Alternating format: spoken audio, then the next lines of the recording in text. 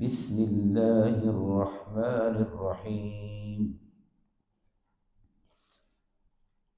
الیوم آج، اہل حلال کر دی گئی ہیں، لکم تمہارے لیے، الطیبات پاکیزہ چیزیں، وطعام الذین اور کھانا ان لوگوں کا، اوتوا الکتاب جو دیے گئے ہیں کتاب، حل لہم حل لکم تمہارے لیے حلال ہے، وطعامکم اور تمہارا کھانا، حل لہم حلال ہے ان کے لیے، والمحصنات اور پاک دامن، من المؤمنات مومن عورتیں، والمحصنات اور پاک دامن عورتیں، من الذین ان لوگوں سے، اوتوا الکتاب جو دیے گئے کتاب، من قبلکم تم سے پہلے، اذا آتیتموہن جب دو تم ان کو، اجورہن ان کے حق مہر، محسنین اس حال میں کہ وہ نکاح کرنے والے ہیں، غیر مسافحین نہ کہ بدکاری کرنے والے ہیں، ولا متخذی اور نہ بنانے والے ہیں، اخدان چھپی ہوئی دوستیاں، ومن یکفر اور جو انکار کرے، بالایمان ایمان کا، فقد حبط یقیناً حبط برباد ہو گئے، عملہ اس کے عمل، وہو فی الآخرہ اور آخرت میں، من الخاسرین وہ خسارہ اٹھانے والوں میں سے ہوگا۔ یہ سبق ہم نے گزشتہ جس دن کلاس تھی پڑھ لیا تھا، لیکن کچھ بھائیوں کی طرف سے یہ کہا گیا کہ اس سبق کی مزید وضاحت کر دیں، تو اس لیے اس سبق کو آج دوبارہ پڑھ رہے ہیں، اور الحمدللہ یہ خوشی کی بات ہے کہ آپ جاگ رہے ہیں۔ جب میں نے آیت پڑھی ہے تو آپ کو فوراً پتہ چلا کہ یہ پڑھ لیا ہے۔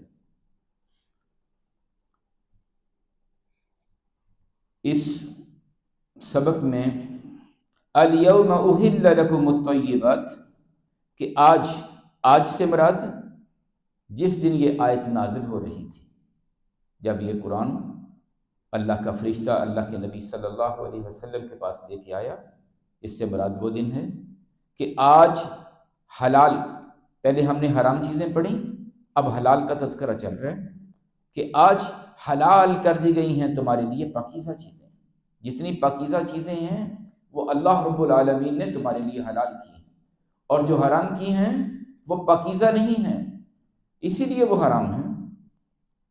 وَطَعَامُ الَّذِينَ أُوتُوا الْكِتَابَ حِلٌّ لَكُمْ اور جو اہل کتاب ہیں جن کو کتاب دی گئی، ان کا کھانا تمہارے لیے حلال ہے۔ کیا مطلب؟ ان کا کیا ہوا ذبیحہ، ان کا کیا ہوا ذبح جسے وہ اللہ کے نام پہ ذبح کریں، تم اسے کھا سکتے ہو۔ یعنی یہ شرط ہے کہ اگر وہ اللہ کے نام کے ساتھ ذبح کریں تو پھر وہ آپ کے لیے حلال ہے، اور اگر اللہ کے نام کے علاوہ کسی اور کے نام سے وہ ذبح کریں تو پھر آپ نہیں کھا سکتے اسے۔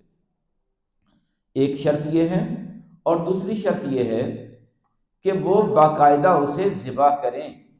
اگر ذبح کریں، اگر کسی اور طریقے سے وہ اس کو، جیسا کہ ہم نے اس دن عرض کیا تھا کہ بجلی کا کرنٹ لگا کے بعض اوقات جانوروں کو ہلاک کر دیتے ہیں، کسی چھری اور مشین سے اس کا سر الگ کر دیتے ہیں، یا سخت گرم پانی میں ڈالتے ہیں، سر میں کوئی چیز مار کے اسے، یہ طریقے جو ہیں، اگر اس طریقے سے اسے ذبح کیا گیا ہے تو بنیادی شرط جو ہے کہ خون بہنے کی وہ اس میں مفقود ہو جاتی ہے، تو خون تو نکلتا نہیں ہے، ایسی حالت میں اسے کھانا جائز نہیں ہے۔ دو شرطیں ہیں، ایک تو اہل کتاب کا کیا ہوا ذبح اللہ کے نام پہ ذبح کیا ہو، اور دوسرا باقاعدہ اسے ذبح کیا گیا ہو، تو تب ان کا کھانا آپ کے لیے حلال ہے۔ وَطَعَامُكُمْ حِلٌّ لَهُمْ اور تمہارا کھانا یعنی مسلمانوں کا کھانا حل لہم ان کے لیے حلال ہے، والمحصنات اور پاک دامن، من المؤمنات مومن عورتوں میں، والمحصنات من الذین اوتوا الکتاب اور پاک دامن اہل کتاب کی۔ کون سے اہل کتاب؟ من قبلکم جو تم سے پہلے گزرے، اذا آتیتموہن کہ جب تم ان کے حق مہر ادا کر دو، اجورہن ان کے حق مہر، محسنین اس حال میں کہ تم نکاح کرنے والے ہو، تمہارا ارادہ نکاح کا ہو، غیر مسافحین بدکاری کا ارادہ نہ ہو، ولا متخذی اخدان اور نہ چھپی ہوئی دوستیاں لگانے کا۔ محترم بھائیوں، قرآن مجید نے اس بات کو بیان کر دیا، تو اب سوال یہ تھا کہ آیا عیسائی اہل کتاب سے مراد کون ہیں؟ ایک عیسائی ہیں اور ایک یہودی ہیں، یہ دو قومیں اہل کتاب ہیں، تو ان کے ساتھ اللہ رب العالمین نے ان کی عورتوں سے نکاح کو حلال قرار دیا ہے۔ اب سوال یہ ہے کہ کیا ان سے نکاح کرنا چاہیے یا نہیں کرنا چاہیے؟ اس پہ کچھ بات کرنی چاہتے ہیں۔ میرے بھائیوں، ان سے نکاح کرنے کی اجازت ہے، میں نے اس دن بھی یہ بات عرض کی تھی، لیکن یہ عمل پسندیدہ نہیں ہے۔ کچھ چیزیں ایسی ہوتی ہیں کہ اجازت تو ہوتی ہے لیکن پسندیدہ نہیں، جیسے آپ طلاق دیتے ہیں، ہے تو جائز لیکن پسندیدہ نہیں ہے۔ ہم نے اس سے پچھلی آیت میں پڑھا کہ جب حرام چیزوں کا ذکر کیا گیا کہ فلاں فلاں فلاں چیزیں حرام ہیں، تو اس کے بعد اللہ نے یہ بات بھی بیان کر دی اسی آیت کے آخر میں کہ اگر آپ کی جان کو خطرہ ہو، آپ کی جان جا رہی ہے، آپ ایسی کیفیت میں ہیں، کچھ اور کھانے کو نہیں ہے، جان بچانے کا مقصد ہے، تو اللہ نے یہ دین فطرت ہے، آسانی والا دین دیا ہے، تو اتنا کھانے کی اجازت ہے جس سے آپ کی جان بچ جائے۔ اسی طرح یہ معاملہ بھی سمجھ لیں کہ ایک مسلمان خاتون کو چھوڑ کے پھر آدمی کہے کہ میں عیسائی عورت سے شادی کر لوں، یہ نہیں ہے، بلکہ میں اس بارے میں کچھ چیزیں عرض کروں۔ نمبر ایک تو یہ تھا کہ جن حالات میں یہ اجازت ملی تھی اس وقت مسلمان غالب تھے اور یہود و نصارہ مغلوب تھے۔ اللہ کے نبی صلی اللہ علیہ وسلم کے دور میں جب قرآن نازل ہو رہا تھا، مسلمان غالب آ چکے تھے اور یہودی مغلوب تھے۔ ایسی کیفیت میں ان کی عورت سے اگر نکاح کر لیا جاتا ہے تو وہ آپ کے زیر تسلط ہے، اور عین ممکن ہے کہ وہ مسلمان بھی ہو جائے گی۔ لیکن آج حالات ایسے نہیں ہیں، آج حالات بدل گئے ہیں۔ آج عیسائی اور یہودی وہ غالب ہیں، مسلمان مغلوب ہیں پوری دنیا میں۔ ایسی کیفیت میں نکاح کرنا یہ اس بات کا مقصد ہوگا کہ آنے والی نسل جو ہے پھر وہ یہودی اور عیسائی بنے گی۔ جب اس بات کا خدشہ ہو تو پھر آپ نکاح نہیں کر سکتے، پھر نکاح کرنا جائز نہیں ہے۔ امام احمد بن حنبل رحمہ اللہ، ان کے بیٹے نے،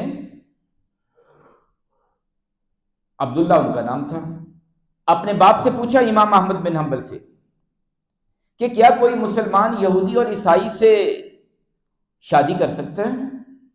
تو امام صاحب نے جواب دیا کہ میں اس بات کو پسند نہیں کرتا کہ کوئی مسلمان کسی یہودی عورت سے، کسی عیسائی عورت سے نکاح کرے۔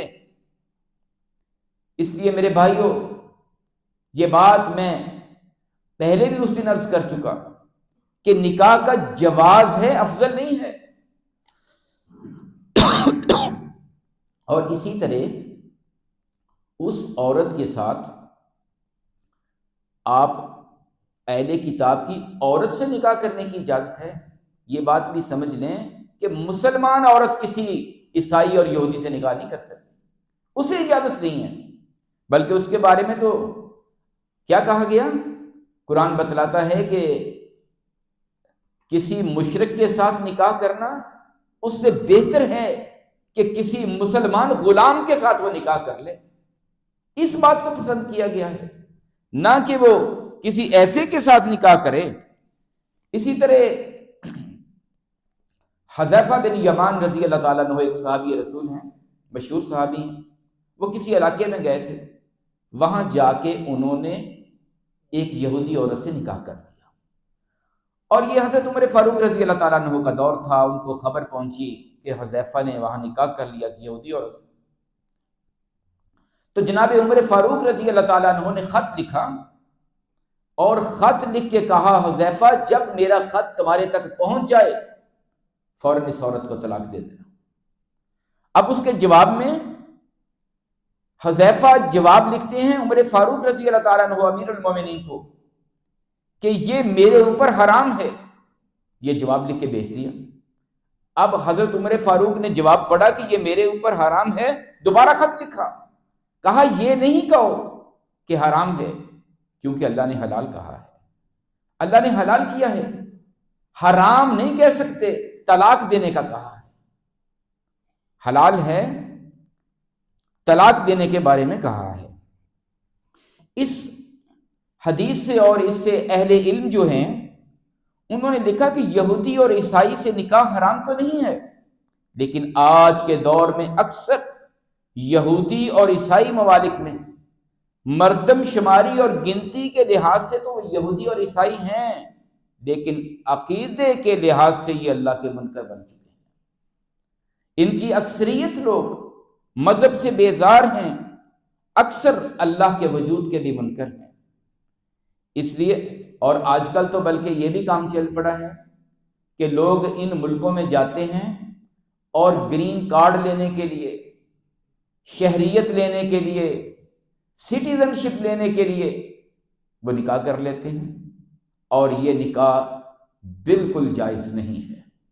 یہاں قرآن مجید میں جہاں اجازت دی گئی ہے وہاں لفظ اللہ نے استعمال کیا محسنین، وہ نکاح کرنے والے ہوں. اور نکاح کس لیے کیا جاتا ہے؟ گھر بسانے کے لیے. ایسے کام کے لیے یہاں اللہ نے پابندی لگائی غیر مسافحین ولا متخذی اخدان، کہ نہ بدکاری کے لیے، نہ چھپی ہوئی دوستیوں کے لیے، نہ کسی اور مقصد کے لیے. گھر بسانے کے لیے نکاح کیا جا رہا ہے اور مجبوری کی کیفیت ہے. انسان کا فتنے میں پڑنے کا خطرہ ہے، ایسی کیفیت میں نکاح ہو سکتا ہے. اور لیکن آج کی جو کیفیت ہے اللہ تعالیٰ نے جو پابندی لگائی کہ والمحصنات، کہ وہ پاک دامن ہونی چاہیے. تو آج کے دور میں ہم نے اس دن بھی یہ بات عرض کی تھی کہ پاک دامنی والا کوئی معاملہ نہیں ہے، پاک دامنی والا ایشو نہیں ہے. ان کے حالات آج کے دور میں آزاد خیال عورتیں ہیں، آوارہ عورتیں ہیں. یہ شرط بالکل مفقود ہو جاتی ہے جو اللہ نے پابندی لگائی کہ وہ پاک دامن ہونی چاہیے.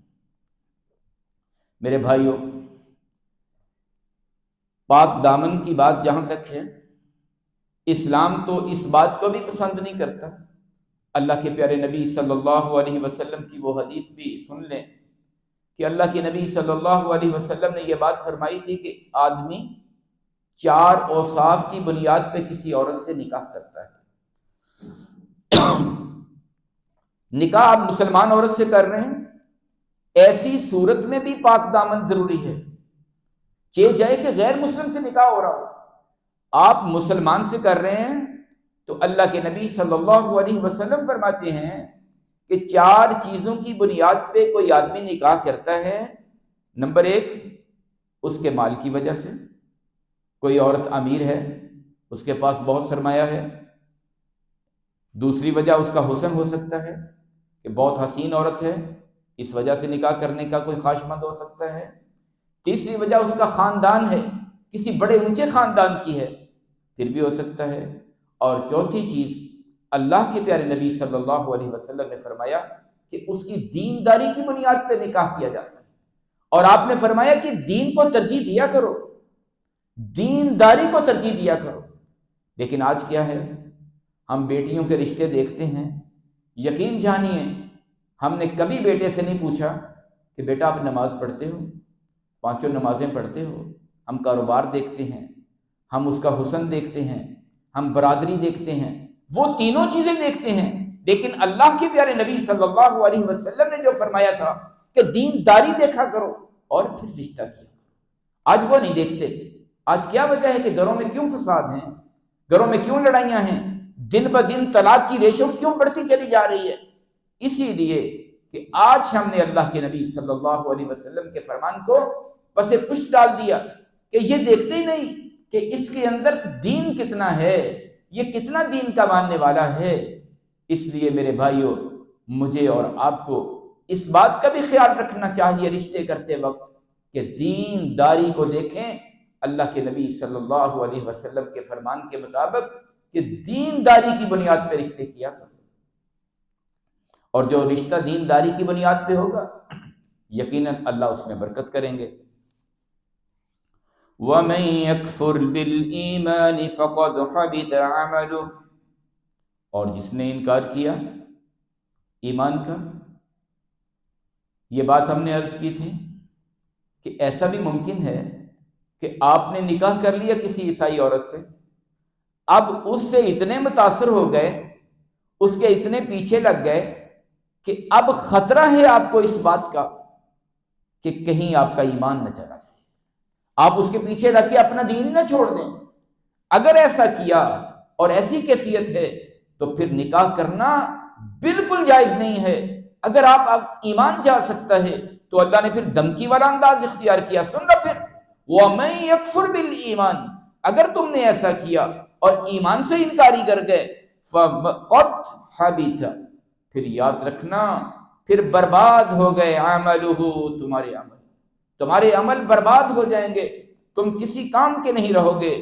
وَهُوَ فِي الْآخِرَةِ مِنَ الْخَاسِرِينَ، اور قیامت کا دن آنے والا ہے، اس دن تم خسارہ اٹھانے والوں میں سے ہو جاؤ گے۔ اللہ رب العالمین مجھے اور آپ کو عمل کی توفیق عطا فرمائیں۔ تو یہ مسئلہ آج الحمدللہ واضح ہو گیا کہ یہ جائز ہے، مستحسن نہیں ہے، مستحب نہیں ہے، افضل نہیں ہے، مجبوری ہے۔ لیکن آج کے دور میں جو کیفیتیں اللہ نے بیان کی ہیں وہ کسی عیسائی اور یہودی عورت میں نہیں پائی جاتی، تو ایسی صورت میں ان سے نکاح کرنا بالکل مناسب نہیں ہے۔ لیکن اس کے باوجود بھی ہم حرام نہیں کہہ سکتے کیونکہ اللہ نے اجازت دی ہے۔ وَمَا عَلَيْنَا